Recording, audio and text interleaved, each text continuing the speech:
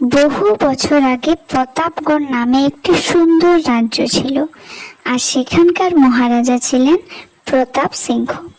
তিনি খুব দয়ালু এবং সৎ রাজা ছিলেন। তার একটি কন্যা সন্তান ছিল, রাজকুমারী পদ্মাবতী। ছোটবেলা থেকেই পদ্মাবতী তার মাকে হারিয়েছেন। মহারাজ ছিলেন খুবই দয়ালু, তাই বেশ ভালোভাবেই তার রাজ্য শাসন চলছিল। কিন্তু একদিন হঠাৎ ঘটল এক অঘটন। রাজকুমারী পদ্মাবতী খেলতে গিয়ে অজ্ঞান হয়ে গেলেন। সেনাপতি মশাই, আপনি এক্ষুনি রাজবৈদ্যর কাছে যান, তাকে নিয়ে আসুন। বলুন মহারাজ তাকে জরুরি ডেকেছেন। হ্যাঁ মহারাজ, আপনি কোনো চিন্তা করবেন না, আমি এক্ষুনি রাজবৈদ্য মশাইকে নিয়ে আসছি। আপনি নিশ্চিন্ত থাকুন মহারাজ। মহারাজ, এই যে রাজবৈদ্য মশাই চলে এসেছেন। এই তো রাজবৈদ্য, আপনি চলে এসেছেন। দেখুন না, পদ্মাবতী হঠাৎ আজ অজ্ঞান হয়ে গেছে, এখনো জ্ঞান ফেরেনি। কি হয়েছে মহারাজ? আপনি এত উদ্গ্রীব কি জন্য?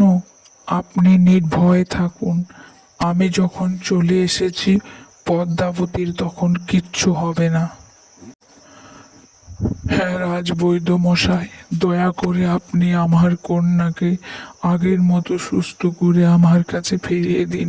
ও ছাড়া আমার যে কেউ নেই। একদম নিশ্চিন্তে থাকুন আপনি মহারাজ, আমি পদ্মাবতীকে সুস্থ করে তুলবই। কেমন দেখলেন রাজবৈদ্য মশাই পদ্মাবতীকে, বলুন আপনি? সেরকম কিছুই হয়নি মহারাজ, আমি ওষুধ দিয়েছি। আমি কাল আবার আসবো, পদ্মাবতীকে দেখে যাব।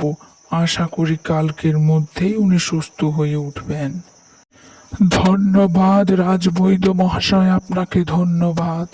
আপনি যেন তেন প্রকারে আমার কন্যাকে আমার কাছে সুস্থ ফিরিয়ে দিন।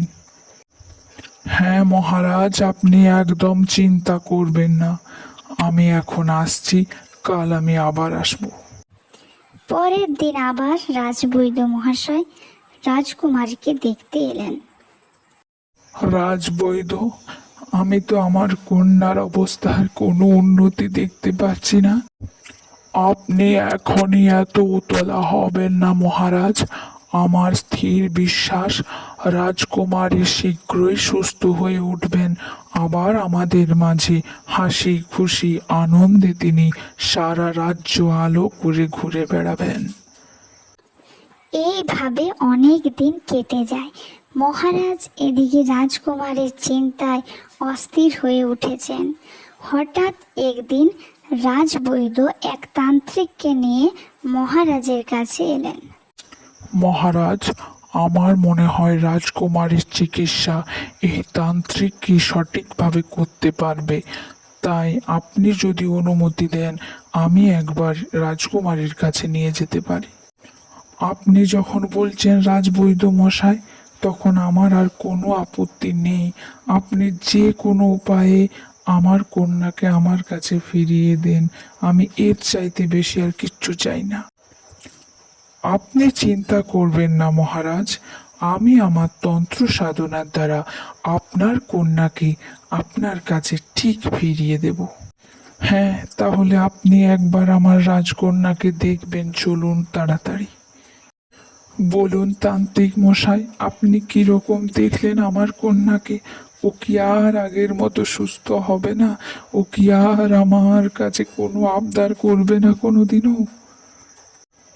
না মহারাজ, রাজকন্যাকে সুস্থ করার উপায় আমি পেয়েছি। একটি মাত্র লেবুই রাজকন্যাকে আবার পুনরায় আগের মতো সুস্থ স্বাভাবিক জীবনে ফিরিয়ে আনতে পারে। তাই আপনি তার ব্যবস্থা করুন। লেবু? এ আপনি কি বলছেন? কিন্তু এই লেবু আমি কোথায় পাবো, আপনি আমায় বলে দিন। আমি সেখান থেকে এই লেবু নিয়ে আসার ব্যবস্থা করব তান্ত্রিক মহাশয়। এই লেবু যে আপনাকেই খুঁজে বের করতে হবে মহারাজ। তবে হ্যাঁ, আমি এটুকু বলতে পারি যে এই লেবু আপনার এই রাজ্যে কারো না কারো কাছে আছে। সেনাপতি মশাই, আপনি এক্ষুনি গোটা রাজ্য জুড়ে ঢেরা পিটিয়ে বলে দিন যে আমার রাজকন্যাকে লেবু খাইয়ে সুস্থ করতে পারবে, আমি তার সাথেই আমার রাজকন্যার বিবাহ দেব, আর সেই হবে এই রাজ্যের ভাবি রাজা। যান সত্বর যান আপনি। হ্যাঁ মহারাজ, আপনি কোনো চিন্তা করবেন না, আমি এক্ষুনি সারা রাজ্য ঢেরা পিটিয়ে বলে দিচ্ছি। আপনি একদম নিশ্চিন্ত থাকুন মহারাজ। এরপর রাজার কর্মচারীরা সারা রাজ্য এই লেবুর বিষয়ে ঘোষণা করে দেয়।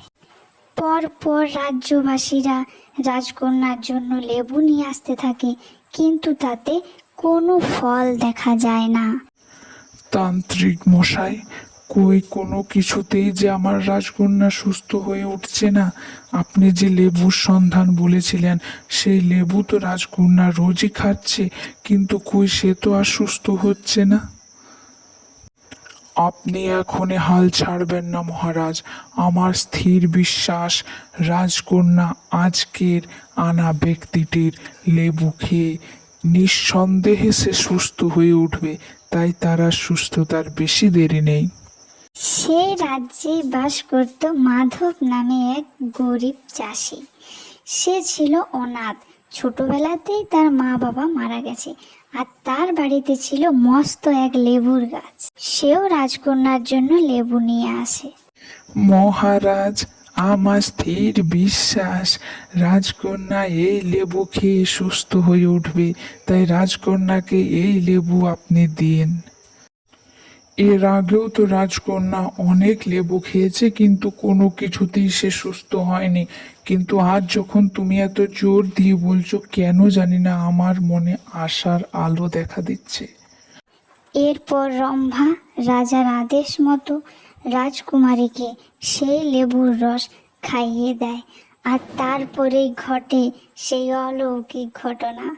হঠাৎ রাজকুমারী সেই লেবুর রস খেয়ে বিছানা থেকে উঠে পড়েন এবং তিনি আগের মতো সুস্থ স্বাভাবিকভাবে রম্ভার সাথে কথা বলেন এবং রম্ভার থেকে সমস্ত কিছু শোনেন। মহারাজ, আপনি একবার শীঘ্রই চলুন। রাজকুমারী ওই লেবুর রস খেয়ে ঠিক আগের মতো সুস্থ আর স্বাভাবিক হয়ে গেছে, তাই আর দেরি না করে তাড়াতাড়ি চলুন রাজকুমারীর ঘরে। এ কি বলছো তুমি রম্ভা? আমার কন্যা পদ্মাবতী সুস্থ হয়ে গেছে? সত্যি মাধব, সত্যি তোমার কোনো তুলনা নেই মাধব, তোমার কোনো তুলনা নেই। আমি তোমার কাছে চিরঋণী। মহারাজ, এখন ওসব কথা বলার মতো সময় নেই, আপনি তাড়াতাড়ি রাজকুমারীর কাছে চলুন। সেনাপতি মশাই, আপনি এখানেই থাকুন, আমার জন্য একটু অপেক্ষা করুন। আর মাধব, তুমিও এখানে থাকো। তুমি আমার কন্যাকে জীবন দিয়েছো, তাই আমি আমার প্রতিশ্রুতি রাখবো। এই বলে মহারাজ রাজকুমারীর ঘরের দিকে এগিয়ে গেলেন। এ কি কন্যা পদ্মাবতী, তুমি সুস্থ হয়ে গেছো? তাহলে তো মাধবের কথা, ত্রান্তিকের কথাই ঠিক ছিল। আমি যে তোমাকে এইভাবে ফিরে পাবো আমি স্বপ্নেও ভাবিনি। তুমি জানো আমি তোমার চিন্তায় কত ব্যাকুল হয়ে উঠেছিলাম। আমি খুব খুশি রাজকুমারী যে তুমি আবার আমার কাছে ফিরে এসেছো। পিতা, আপনি আর কোনো দুশ্চিন্তা করবেন না। আমি তো এখন ঠিক হয়ে গেছি, আর রম্ভার মুখে আমি যে সব ঘটনাই শুনেছি পিতা। তাই এবার যে আপনার প্রতিশ্রুতি পালনের পালা, তা চলুন পিতা, আপনি আপনার প্রতিশ্রুতি পালন করুন। সত্যি মাধব, তুমি আজ আমার কন্যাকে আমার কাছে ফিরিয়ে দিয়েছো। আমি তোমার কাছে চিরঋণী, তাই আমিও আমার কথা রাখবো। আমি আমার কন্যা পদ্মাবতীকে আজ থেকে চিরদিনের জন্য তোমার হাতে তুলে দিলাম, আর তুমি হলে এই রাজ্যের ভাবি রাজা।